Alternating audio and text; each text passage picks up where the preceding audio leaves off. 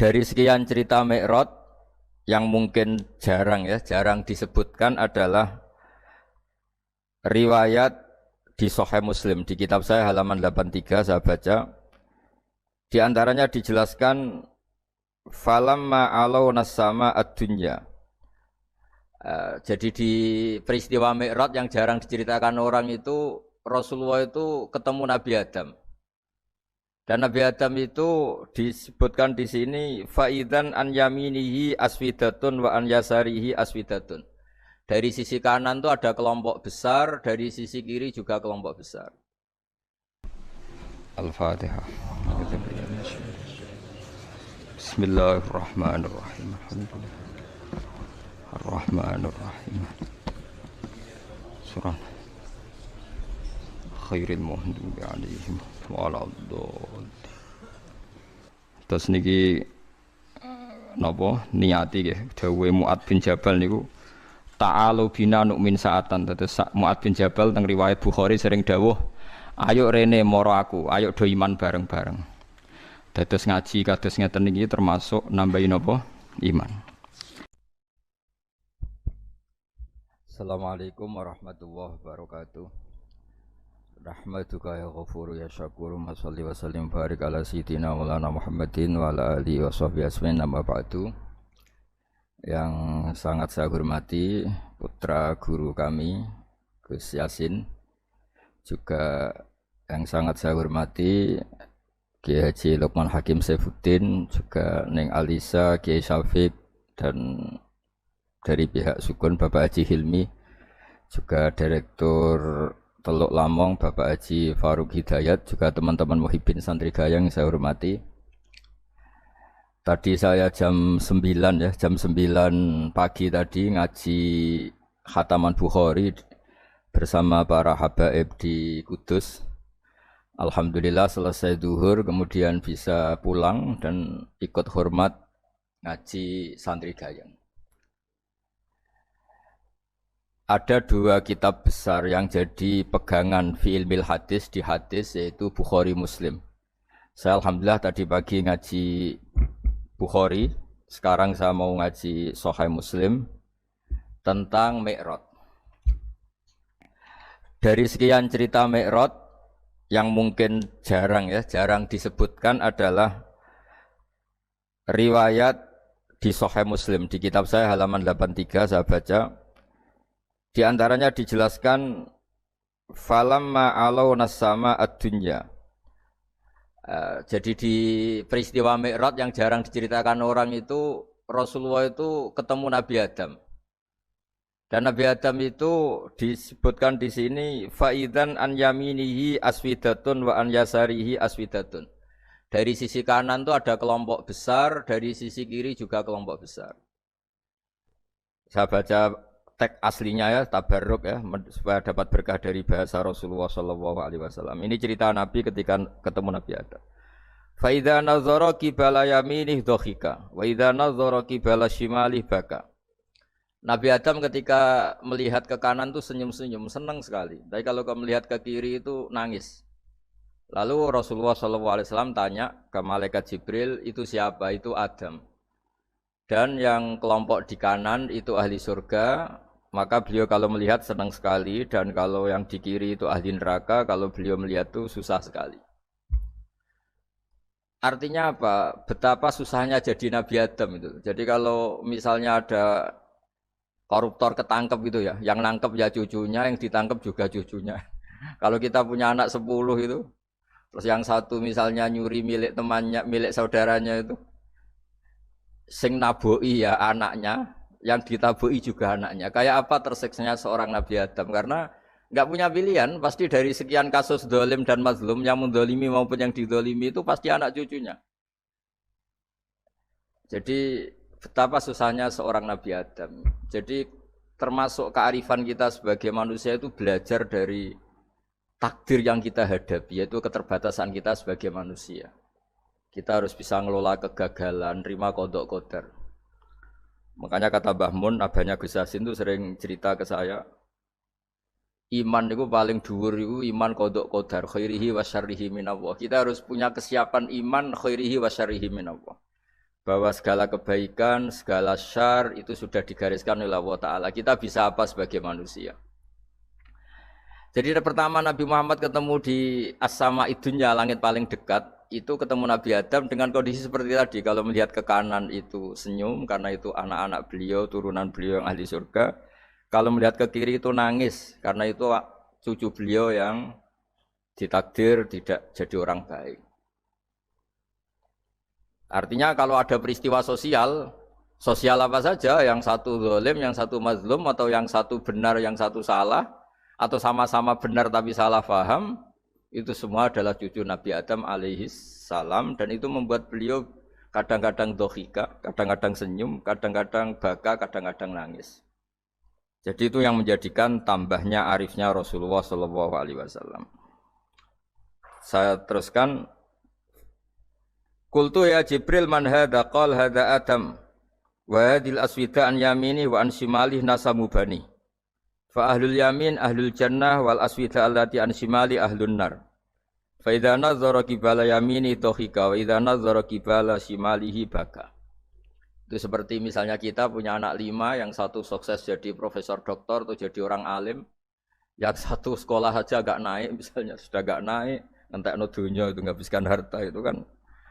Tapi barokahnya itu mungkin kita mau jadi sombong enggak jadi gitu karena punya anak yang enggak sukses. Mungkin barokahnya punya anak enggak sukses itu meredam keangkuhan kita, terus kita menjadi orang yang sopan dengan tetangga, dengan orang lain karena dipaksa punya hal-hal yang seperti itu. Jadi semua yang ditakdir Allah kalau kita ridho itu pasti baik.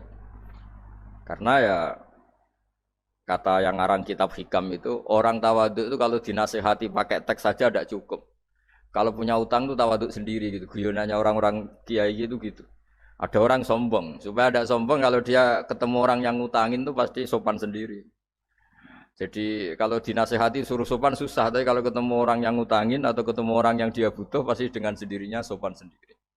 Atau ketemu orang yang menjadikan anaknya dapat pekerjaan, menjadikan keluarganya dapat job pekerjaan, pasti dia sopan sendiri karena utang jasa. Nah kalau kita pasti sopan sama orang yang ngutangi kita, yang menolong kita, apalagi dengan Allah Ta'ala yang semua yang kita pakai pasti dari Allah Ta'ala. Dengan demikian sudah keharusan kita sangat-sangat sopan pada Allah Ta'ala. Yang implementasinya dengan sujud dan dengan sholat. Itu juga yang dibawa dari hasil Mi'raj. Ini saya baca teksnya ya, saya tadi jam 9 baca Bukhari di Kudus sama beberapa habaib, Alhamdulillah. Sekarang saya teruskan dengan Sahih Muslim. Termasuk kitab 6 yang paling dipakai ahli sunnah itu Al-Kutubus Sittah, yang paling pokok itu adalah Bukhari Muslim. Terus kemudian naik-naik terus ketemu Marartu bi Musa alaihi salam. Ini nabinya Bani Israel. Saya kemudian ketemu dengan Nabi Musa alaihi salam. Nabi Musa itu nabinya Bani Israel. Jadi orang Bani Israel itu bawaannya itu protes. Protes itu komplain. Ketika makomnya beliau dilewati Rasulullah SAW, kelas beliau sebagai nabi, beliau nangis. Ketika nangis ditanya, "Ma yubkika, kenapa engkau nangis ya Musa?" Terus ini saya baca supaya seperti teksnya. Kata Nabi Musa, "Rabbi hadza ghulamun ba'astahu ba'di. Yadkhulu min ummatihi al-jannata aktsaru mimma yadkhulu min ummati." Ini lelaki atau nabi junior, nabi yang datangnya setelah saya, mestinya senior saya. Tapi nabi ini sukses, umatnya lebih banyak masuk surga ketimbang saya. Ini yang bikin saya nangis. Jadi pikirannya Nabi Musa kalau beliau senior, beliau lebih dulu ya umatnya lebih banyak masuk surga. Ternyata enggak, masih banyak umatnya Rasulullah SAW. Dan ini gaya beliau yang suka protes itu berkah karena protesnya orang soleh. Saya ulang lagi, apa-apa kalau dilakukan orang soleh itu pasti barokah. Ketika Rasulullah dapat perintah 50 sholat, itu Nabi Ibrahim pertama yang dilewati karena di langit paling atas dibanding nabi-nabi yang lain. Itu Nabi Ibrahim diam karena beliau tidak punya tradisi protes. Semua nabi diam karena Allah memerintahkan pasti sudah bagus lah, sudah diukur kekuatan hambanya. Tapi ketika Nabi Musa, beliau orang pertama komplain. Dapat apa kamu ya Muhammad? Dapat 100 sholat, dapat 50 sholat. Apa komentar Nabi Musa? umat saya lebih gagah-gagah, lebih keren-keren. Pernah saya uji itu tidak ada yang mampu, apalagi umat kamu. Maka kamu mintalah keringanan. Fas'alhu takhfif, kamu harus minta keringanan. Masyhur tuh riwayat itu. Kemudian Nabi minta keringanan sama Allah dipotong hanya 5. 5 masih 45, dipotong lagi 5 masih 40 sampai 9 kali pemotongan. Akhirnya jadi 5 sholat. Itu satu menjadi pelajaran bahwa hubungan dengan Allah Ta'ala itu tidak perlu malu. Karena Allah itu suka kalau dimintain. Mestinya kan dipotong 5, minta lagi sungkan. Dipotong lagi 5, minta lagi sungkan. Tapi ternyata berkali-kali. Bahkan ketika sudah 5 itu Nabi Musa masih bilang, ya Muhammad minta lagi keringanan. Jadi kalau itu dikabulkan itu jadi tidak ada sholat itu. Kalau 5 masih minta. Nah, sampai Rasulullah itu tanya ke Jibril. Ya Jibril, bagaimana dengan gaya komplainnya Nabi Musa? Hiddah itu sering komplain. Jawabnya malaikat Jibril, ya roh hiddata. Allah tahu betul tentang komplainnya Musa dan Allah senang. Ya karena bawaan beliau begitu. Ini penting saya utarakan bahwa dalam Islam itu orang yang lemah lembut, yang samahah, Allahun halim kayak Nabi Ibrahim itu juga Allah suka. Yang suka komplain tapi demi hak, bukan demi konflik. Saya ulang lagi, demi hak, bukan demi konflik. Juga Allah suka. Itu kita menjadi dapat sholat yang hanya 5, itu barokahnya komplainnya Nabi Musa. Karena kita yang lemah ini diukur dengan umat beliau yang kuat. Ternyata umat beliau tidak kuat. Barokahnya tidak kuat itu dipakai tolak ukur, apalagi umatmu ya Muhammad. Kemudian itu yang menjadikan Nabi sebagai orang yang sangat tawaduk, karena yang merintahkan itu senior. Meskipun kita tahu Nabi Muhammad itu Sayyidul Awwalin wal Akhirin, tapi secara lahir, secara jusmani beliau lahir paling belakang, dan secara lahir juga beliau Nabi paling terakhir. Jadi secara hukum adab beliau harus sopan. Tentu sopan itu jadi panutan kita. Meskipun kita tahu hakikat beliau adalah Sayyidul Awwalin wal Akhirin. Secara hakikat. Nanti kita bicara lebih jauh tentang jusmani dan ruhani. Nah akhirnya keturutan sampai 5 sholat yang kita lakukan sekarang itu barokahnya komplainnya Nabi Musa. Banyak di cerita-cerita kitab hadis. Ketika Nabi Musa ngaji sama Nabi Khidir, itu komplainnya Nabi Musa menjadi fikih yang luar biasa, kata kitab Ibnu Hajar al-Asqalani, Fathul Bari. Ketika beliau ngaji sama Nabi Khidir, kemudian Nabi Khidir itu dipinjemin perahu sama masyarakat. Sudah dipinjemin karena beliau majanan ya, dikasih gratis.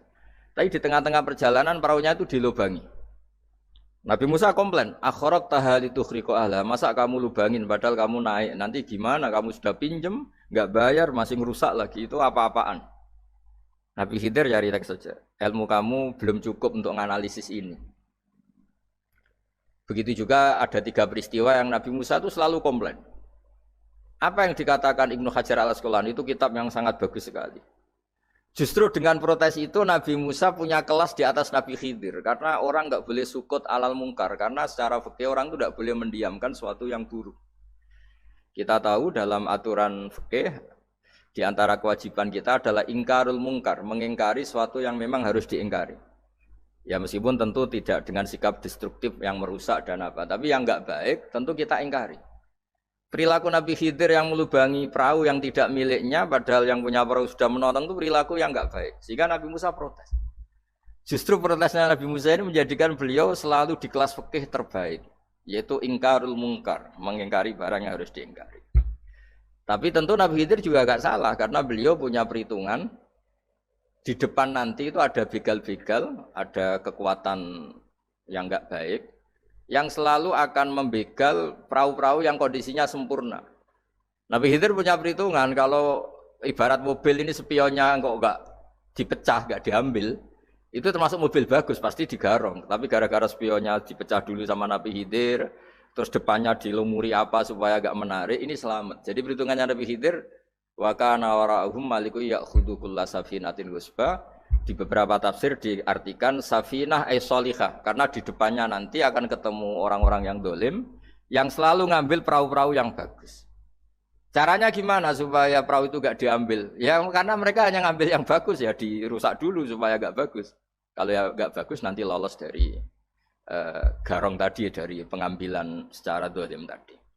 Jadi Nabi Khidir gak salah karena ada visi seperti itu. Nabi Musa protes juga agak salah karena memang tugasnya fikih itu ingkarul mungkar, mengingkari barang yang memang enggak benar. Nah, di sini seperti yang dikatakan Gus Yassin kita harus bisa ngelola perbedaan, ngelola beda sudut pandang dan sebagainya.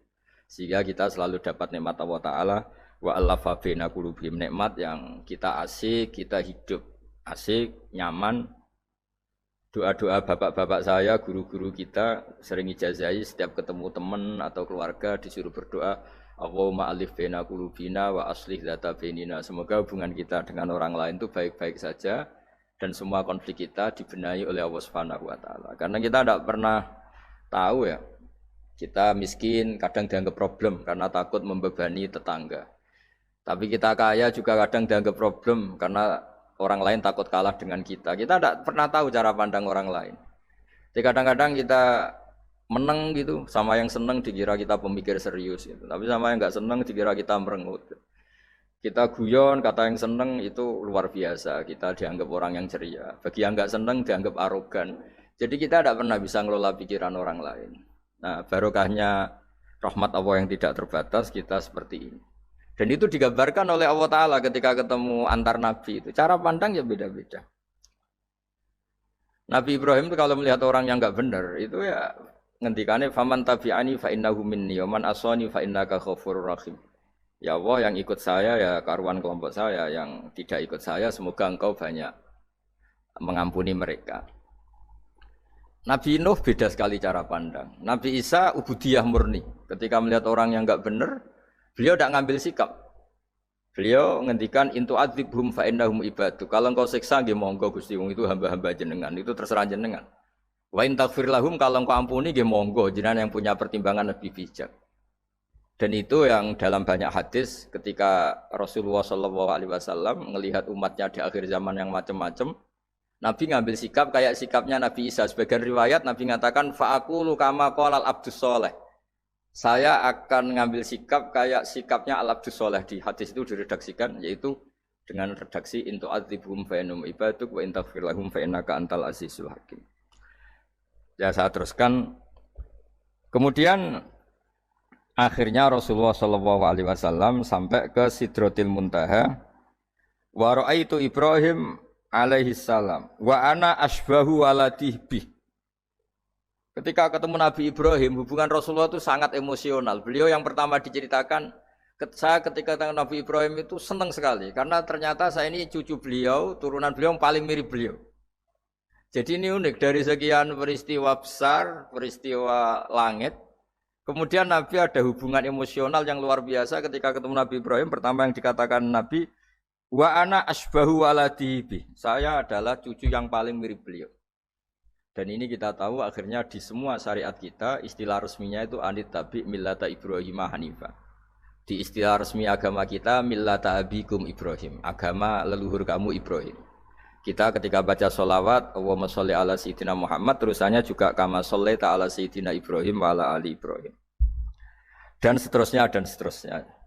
Kemudian yang terakhir saya cerita secara akidah Ahlussunnah wal Jamaah yang dianut oleh Imam Asy'ari dan Maturidi. Meskipun secara lahir itu Nabi mengalami pertemuan dengan Allah di Sidratil Muntaha, tapi tetap saja kita cara pandang bahwa Allah Ta'ala itu mukhalafatul hawadis. Allah tidak bisa kamu andekan di satu tempat terus mengalami hal-hal yang kita alami sebagai makhluk. Sebab itu sirinya kenapa di surat Isra dimulai dari subhanalladzi. Allah tetap maha suci. Maha suci itu artinya terbebas dari yang kita alami. Allah selalu mukhalafatul hawadis. Allah la yahtaju ila makarin. Allah tidak butuh tempat. Allah tidak butuh waktu. Allah tidak butuh semua. Karena Allah itu qayyum. Allah itu qiyamuhu binafsihi, berdiri sendiri. Allah tidak butuh aras. Allah tidak butuh kursi. Tapi eksistensi kursi yang butuh Allah. Allah tidak butuh aras, tidak butuh kursi.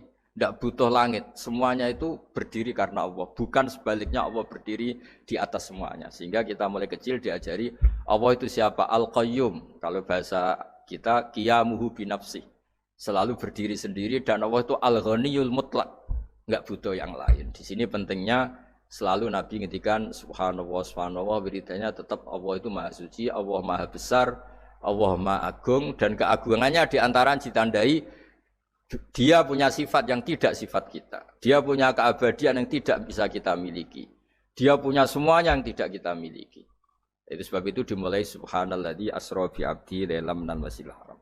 Jadi kata subhana ini maha suci itu maha suci dari tempat, dari waktu, dari apa saja. Meskipun Allah punya adat, punya sunnah, memperlakukan hambanya itu dengan logika atau bayangan yang dibayangkan seorang hambanya. Sehingga seakan-akan kita ini ya ketemu, seakan-akan kita bisa ini melihat. Sehingga di surga disebut kita ini melihat Allah. Tapi semua ahli sunnah mengatakan, tapi kamu melihat Allah itu tetap saja bila kaifin walan khisorin. Tidak bisa terus menciri. Ciri itu bisa membatasi sifatnya Allah itu begini-begini, tidak bisa. Tetap Allah itu la tudrikul absar wa huwa yudrikul absar. Tapi kita bisa disebut melihat dengan kemakhlukan kita yang profan. Di surga disebut melihat, tapi bukan melihat yang kayak kita melihat antar makhluk yang terus bisa apa itu cerita detail, cerita spesifik, cerita apa tidak bisa. Tetap la tudrikul absar. Ini hebatnya ulama-ulama kita, selalu cerita Mi'raj, cerita nazar ila wa fil jannah, melihat Allah di surga, tapi bersamaan dengan itu selalu cerita Allah itu mukhalafatul hawadits, Allah itu laisa kamislihi syai'un. Jadi terima kasih Gajang utamanya pada Gus Yasin dan yang membantu semuanya. Barokahnya kita ketemu bisa ngaji, supaya barokah saya baca teks aslinya di Hadisil Isra, karena tadi saya jam 9 sudah baca Bukhari. Ini supaya dapat berkah saya ini baca Sahih Muslim. Sekian dan semoga barokah. Assalamualaikum warahmatullahi wabarakatuh.